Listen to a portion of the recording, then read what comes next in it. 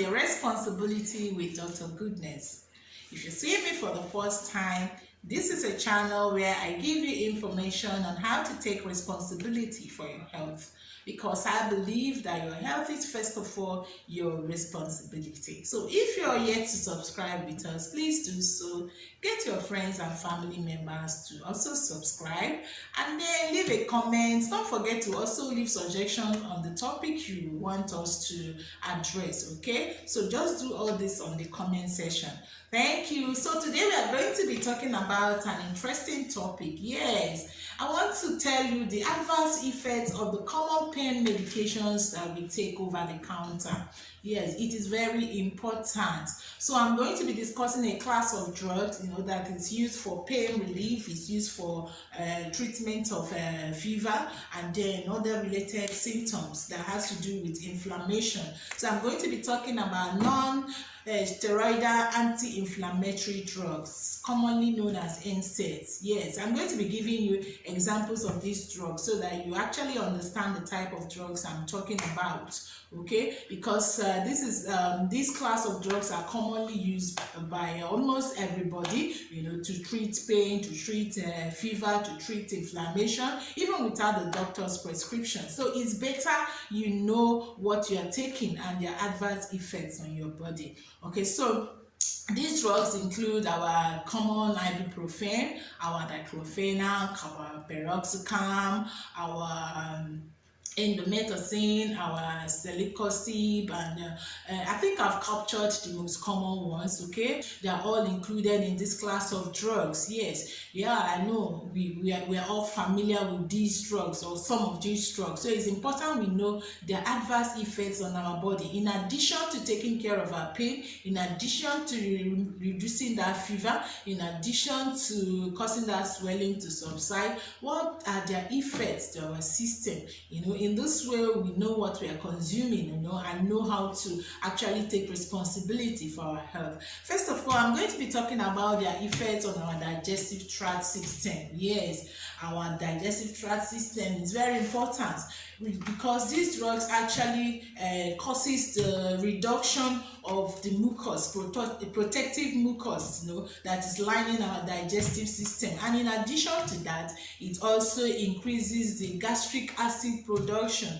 Yes, I don't know, a lot of us will be aware that our body actually produces acid in order to digest our meals. Okay, so this drug causes increased secretion of these acids, and because of that, it actually predisposes us to having ulcers. Yes, including your common peptic ulcer, your gastric ulcer, and a number of ulcers that you can have in your digestive tract. Okay, it also predisposes us to having hemorrhage, that's bleeding, from our digestive tract system. It also can give us what we call iron deficiency anemia. Yes, and then the most common symptoms, it also gives us epigastric distress. That's the burning sensation, the heaviness. A lot of us complain about, on our chest, especially the central area of our chest. Okay, usually this is referred to as epigastrum. So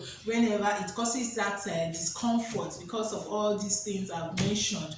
Okay, so it's important we take notes. Then it also causes some adverse effect to our kidney. Yes, it is important we know this, because of the increased incidence of kidney failures, kidney pathology, kidney disease.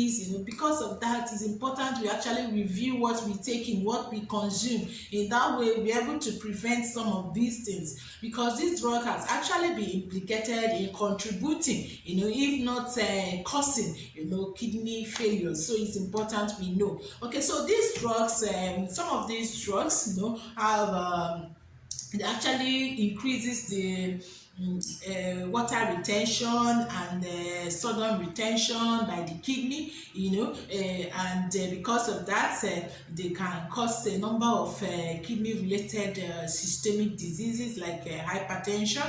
They can actually contribute to kidney failure with prolonged use. okay, especially when they are abused, when they are not used in a proper manner.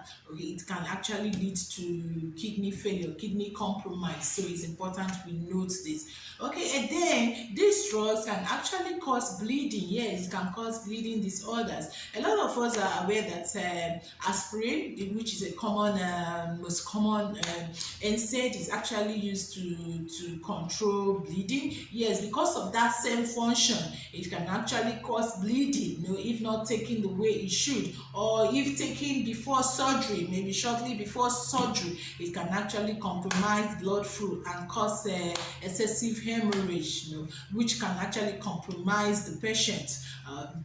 So it's important we take note of this. If you use this and non-steroidal anti-inflammatory drugs, to treat a viral infection, which can also present as fever and all those things without knowing, especially when you do this for children. It can actually cause all these things I've mentioned, and even put the life of the child in jeopardy, more than the pain and the fever you are trying to control. So it's important we know this. So what do we do? What is our responsibility? Why am I giving you all these things? Yes, I'm giving you this information so that you'll be able to take responsibility for your health, and participate in your own healthcare management. So it's important that if you must take these drugs, you should take these drugs with enough fluid, adequate fluid and food. Yes, some people may actually overlook this instruction when it's given to them, but it is very important, especially because of the GIT symptoms, GIT adverse effects I've mentioned earlier. Please, if you must take some of these drugs I've mentioned, make sure you are taking them with enough fluid.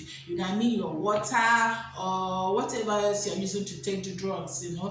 Make sure you are taking adequate, and make sure you are taking it with food. You're not taking it on an empty stomach. Very important.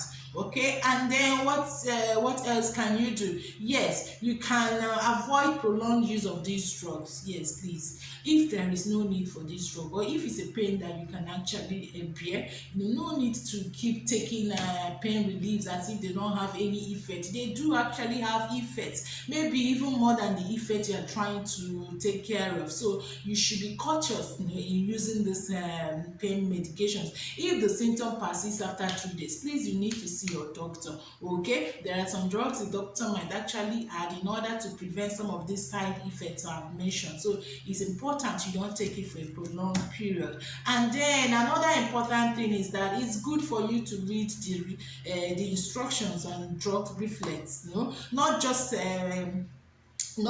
for NSAIDs, not just for these particular drugs I'm talking about. For any drug, it's important for you to read the instruction, the manner that comes with the drugs. Yes, that's why it's good to buy your drugs in blisters, so that you can actually read these leaflets. In that way, you will know the interaction, because these drugs now, sometimes when you take them with other drugs, they may actually interact, and give you effects, some adverse effects that is not what you are aiming for. So it's important you read these things. It's important you note these things, especially when you're using these drugs for the first time. You should note these things, and not just for the first time. When you have to take other drugs with them, you have to know which drugs you are not supposed to take with them.